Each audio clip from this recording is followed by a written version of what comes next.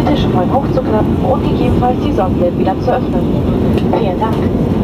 Ladies and gentlemen, for landing, please adjust the backrest of your seat into an upright position. Pull off the tables in front of you and open them when oblique. Thank you. Szanowni Państwo, prosimy o wyprostowanie siedzeń do pozycji pionowej, schowanie stolików oraz poniesienie osłonek na oknach. Dziękuję.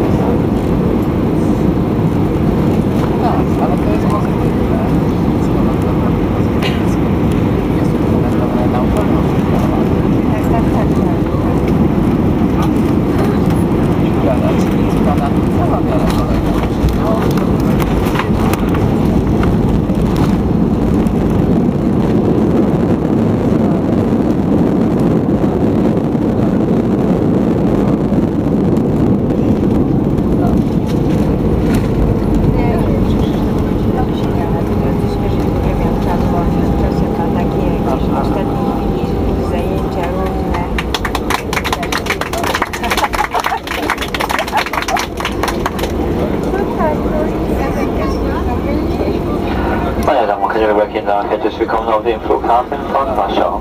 Bitte bleiben Sie zur eigenen Sicherheit noch so lange angeschnallt sitzen, bis wir unsere endgültige Fahrtposition erreicht haben und die Ansteigtaschen bei Ihnen erloschen sind. Wir bedanken uns diese verspätete Ankunft. Wir hoffen, trotzdem dieser Flug hat Ihnen gefallen und wir würden uns freuen, Sie wieder bei uns begrüßen zu dürfen. Bis dahin wünschen wir Ihnen einen angenehmen Aufenthalt hier in Polen und noch eine schöne verbleibende Wochenende. Ladies and gentlemen, here's welcome to Warsaw Airport.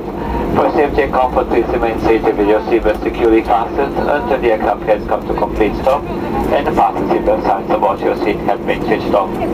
We would like to apologize for this late arrival. We still hope you enjoy this flight with us and we are looking forward to welcoming you again. Until this time, we wish you a pleasant stay here in Warsaw surrounding. Thank you very much and bye-bye. Meine Damen und Herren, wir müssen Sie bitten, vor Verlassen des Flugzeuges noch einmal in Ihre Sitztasche zu schauen oder auf Ihrem Sitzen, sodass Sie später nicht Ihr Portemonnaies, Mobiltelefone oder Ihre Dokumente vergessen. Ladies and gentlemen, we kindly ask you before leaving plane to check once again in the seat pocket all around you, so you don't go